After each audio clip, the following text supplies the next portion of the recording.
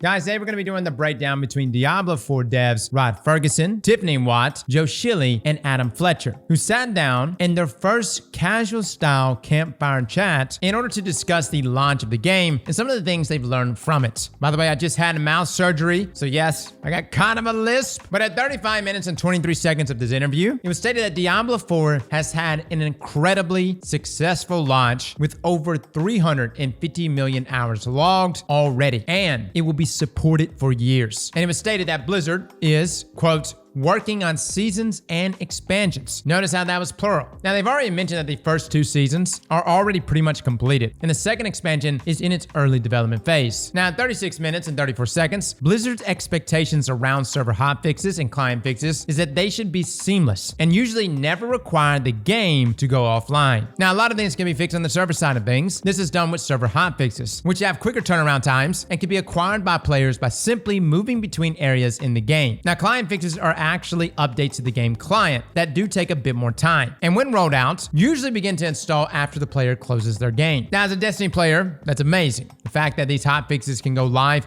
without actually knocking you offline. The future! Now, 40 minutes and 21 seconds, Blizzard has been working on a chunky patch that will contain plenty of quality of life changes and bug fixes that are both player requested and reactionary on Blizzard's end. Now, patch notes are currently 13 pages long and still unfinished. Release date aiming to be before the launch of Season 1. Dude, as someone who's been covering sandbox patch notes for Bungie for years now, this is music to my ears. This tells me that this sandbox team is engaged. Now, 45 minutes and 20 seconds. Blizzard explains that they nerfed the dungeon XP because they felt it gave the players less choice. Their goal was to give lots of good choices for players, both in terms of how they acquire loot and put builds together, but also in how they choose to level the character. Nightmare dungeons were aimed to be the dungeons you run once you hit in-game. They don't want to be the best way to farm XP to just be boring regular dungeons for the entire lifetime of the game. Now, they are changing Nightmare dungeons to convince players to run them instead, and we'll get to those changes in just a second. And look, let me just say this, like, believe me, leveling your character is important. I think we all want to reach 100, but at the same time, those glyph upgrades from Nightmares, they make a difference. I also like the challenging aspect of Nightmare dungeons. Now, 44 minutes and 18 seconds, buffing all classes, builds, and gear to the point of one overtuned class build and gear is unrealistic and likely to cause more balance issues by changing many things at once. That being said, Joe Shelley said that lots of buffs to tons of different things are coming with the big patch. And again, guys, this is a tightrope that has to be walked when it comes to sandbox. You don't want to overtune everything to the point where power creep is the norm. However, it does suck whenever your favorite thing gets nerfed, right? Like, I'm playing with my current Bone Spear build, and I am so fearful that it's going to get nerfed. Now, 45 minutes and 49 seconds, Blizzard actively keeps an eye on feedback through many social channels that they mentioned. Creator videos, forums, Reddit, Twitter, etc. And they actually use these channels to compile topics for this campfire chat. And honestly, this makes me very reminiscent of when Bungie used to actually hold these type of chats with us, right? They had this direct communication with us. Granted, it got toxic at one point, so much so that Bungie stopped doing them altogether, but I definitely look back on those times very fondly. At 48 minutes and 48 seconds, it was stated that normal dungeons were nerfed to get players into Nightmare dungeons, which are explicitly set up to be highly replayable, increasing the amount of XP received from Nightmare dungeons. Sigils being modified so that they will create a waypoint to teleport you to a Nightmare dungeon, and getting rid of travel time to the dungeon allows for more consistent XP gains and helps the devs track dungeon XP efficiency. And they're aiming to make these changes before Season 1 launches. Now, 56 minutes and 11 seconds, Blighted corpse visuals are being fixed. Yes, Blizzard is looking to fix other dangerous ground effects to make sure they are readable to all players. 58 minutes and 59 seconds, it was stated that the amount of the map you've discovered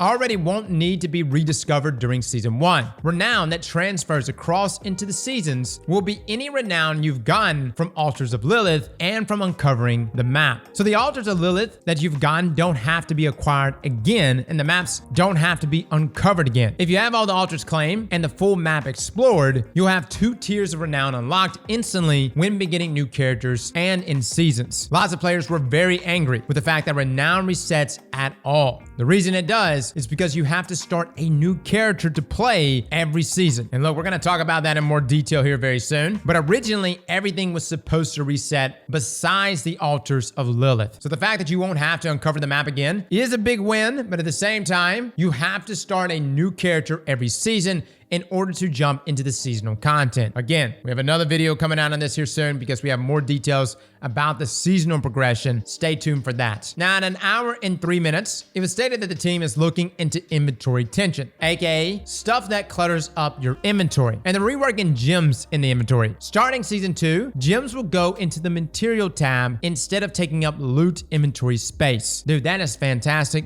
And matter of fact, I wish it was just stackable, right? Like imagine if you could just hold all your gems with you at all time. Now, at an hour and 6 minutes, material cap limits will be upped from 10,000. The team saw no good reason to have them capped at 10,000, and this is coming before season 1 launches. Now, at an hour and 9 minutes, it was stated that elemental resistances are less valuable than we would like them to be. Well, I don't think it's necessarily less valuable, it's just specific. But they go on to say that they want to make resistances more valuable in higher world tiers, and elemental fixes are basically pointless in in-game. It's much better to just focus on armor and damage reduction, but they're aiming for this change to be around season 2. Now, in an hour and 13 minutes, the team reiterates that even though they need time for the iteration and evolution of requested features, their goal is to get things out as fast yet safe as possible. And they go on to say that they determine a lot of changes through value versus risk. And quote, just because there isn't something in there today doesn't mean there isn't an intention to put it in there in the future. They also say that they have a very long list that they want to get to. Now, an hour and 15-minute mark, they acknowledge issues of players dying when they were supposed to be immune or dying in loading screens, and will fix once they've identified the root cause. They actually elaborated on this at an hour and 18 minutes. They're working on disconnect protections aimed at hardcore players with scrolls of escape. When the game detects a player's disconnection, it will consume a scroll of escape and the player will be teleported safely to a town. Dude, like the moment I die on hardcore, as like a last Hail Mary, I'm gonna pull the Ethernet cord. Really though, this is a problem. We saw the other day a level 80 hardcore player died from one of these issues. Now, in an hour and 21 minutes, world boss caches being a higher level than the player is a bug, and the gear may still be a higher level, but they're aiming a fix for this before season 1. Now, in an hour and 21 minutes, they stated that the Barbarian unique gear dropping for Druids is a bug. A fix is coming before season 1, and all classes can still expect to see a unique drop for another class every now and then. Now, an hour and 25 minutes, the team is looking into future social features to help with finding teammates.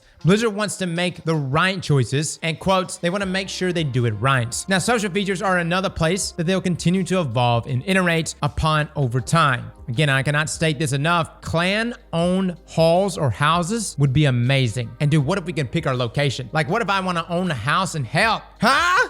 Right next to Mommy Lilith? Now, an hour and 28 minutes, they stated that the 13-page patch contains a lot of performance improvements. Blizzard feels good about where they are, but want to continue to improve on more specific cases. Now, this is always a good thing. Honestly, though, I feel like the performance has been great. Now, at an hour and 31 minutes, Blizzard is not planning on optimizing teleports to friends right now, but will keep an eye on the discussion surrounding it. Now, they reiterate here on the fact that Diablo 4 is a game that will evolve for years to come. Now, an hour and 35 minutes, they stated that Nightmare Dungeon XP changes will not affect the total mob density, but it is a setting that can be tweaked in the future if need be. At an hour and 35 minutes, Blizzard confirms that they will continue to do regular dev blogs, dev live streams, and campfire chats, etc. And that developer update live streams will be where their big announcements are made and where trailers will be revealed. The next one will be in early July to talk about season 1. Dude, that is huge. The fact that they're openly communicating with us is amazing. Now, an hour and 37 minutes, Blizzard says that they will continue to look at ways to change your character's customization in-game instead of having to remake an entire character. And you can expect new markings, jewelry, obviously armor, etc. in the future. And getting new hairstyles into the creator is a higher priority than enabling players to change hairstyles after creation. But Blizzard agrees with the goal and will investigate options later down the road. Now, an hour and 39 minutes, Blizzard wants to improve things that can be tracked through the journal and the UI to make it easier to revisit things you previously saw in the game. And then finally, at an hour and 40 minutes, quality of life features will continue to be added every season. Guys, that is your breakdown of the interview the other day from the team at Blizzard and Diablo 4. I'm loving this open communication, the fast hot fixes. This team is being very nimble. Let's hope this continues. And I really believe that season 1 is going to be a major test for Blizzard. Live service games are not easy. pulling people back in season over season is not an easy thing to do. But I will say, there is a very dedicated player base here. However, for my guys that came from Destiny, we will be talking about that character reset every season. So be looking for that video. Well, fellas and ladies, thank you all for coming and watching. And as always, slap that like button like your mama told you right.